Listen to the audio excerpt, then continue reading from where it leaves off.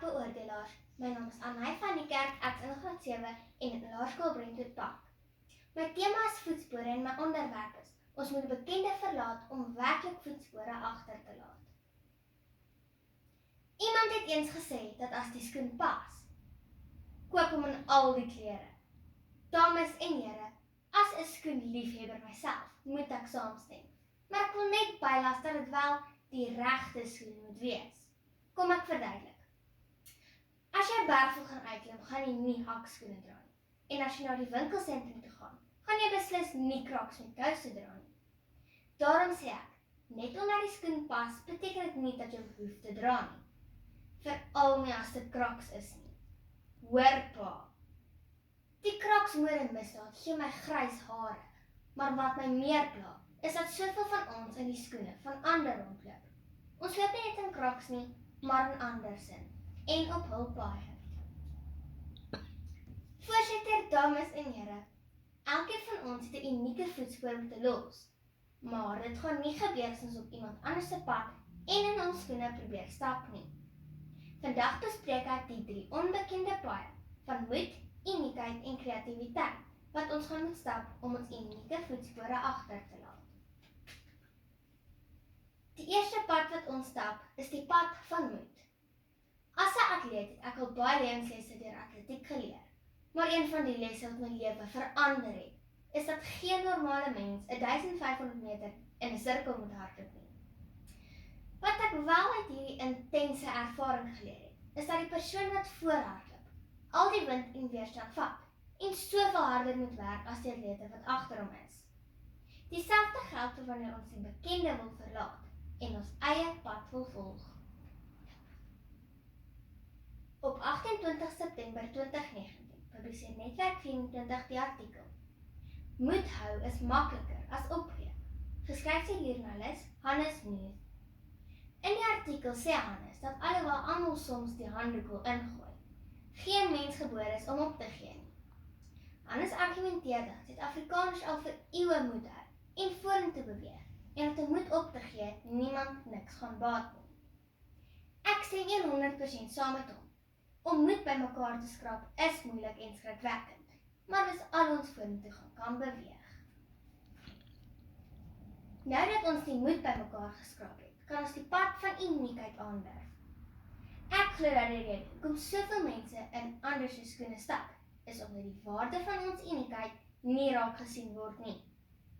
Ons word deur besighede, media, familie en selfs vriende gehanteer, asof ons almal dieselfde is.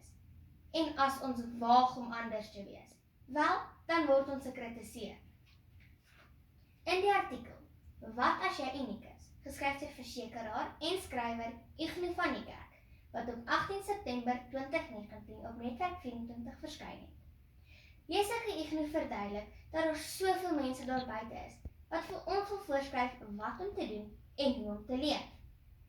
Ignou redeneer dat elke persoon uniek is, en dit beteken juist dat ons nie met alles en almal hoef saam te stem nie. In plaas daarvan dat ons doen wat ander vir ons voorskryf, moet ons doen wat vir ons die beste is. Ignou slaan die spyker kliphard op die kop, om te glo dat elkeen van ons uniek is, en so ook die paadjies wat ons moet stap, en die voetspore wat ons moet agterlaat. Ons moet nie toelaat dat ander vir ons voorskryf watter pad om te stap, of watter voetspoor om agter te laat nie. Pablo Picasso het eens gesê, alle kinders is gebore kunstenaars. Die probleem is om 'n kunstenaar te bly, wanneer jy groot is. Elkeen van ons word met 'n kreatiewe verbeelding gebore, maar ons verloor dit soos wat ons ouer word. Sou ons dit toelaat? Dames en here, om uniek te wees, moet mens kreatief wees.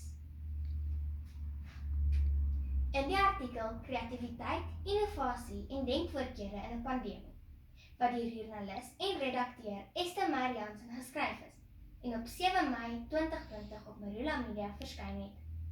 Lees ek hoe die kreatiwiteitskenner Dr. Kobus Netling reken, hoe COVID-19 almal gedwing het om meer kreatief te dink. Dr. Netling reken omdat ons anders moes begin doen en dink het, ons breine aangepas het tot die unieke omstandighede.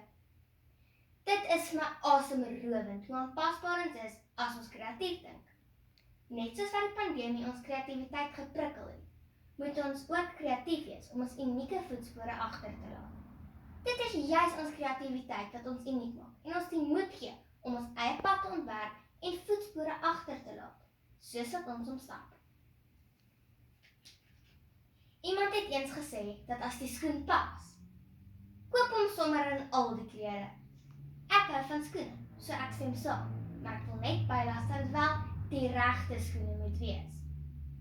Iets wat my verskriklik pla, is dat mense in iemand anders se pad wil stap met die verkeerde skoene. Soos om met jou plakkies te gaan draf. Dames en here, ek is seker u kan vandag met my saamstem, dat ons met moed en kreatiwiteit ons eie paar unieke skoene kan aantrek en die bekende paai verlaat, as ons werklik ons eie voetspore wil agterlaat. Meryl Streep het immers gesê, ek sal nie volg waar die pad my lei nie, maar ek sal gaan waar daar geen pad is nie, en ek sal my eie voetspore agterlaat.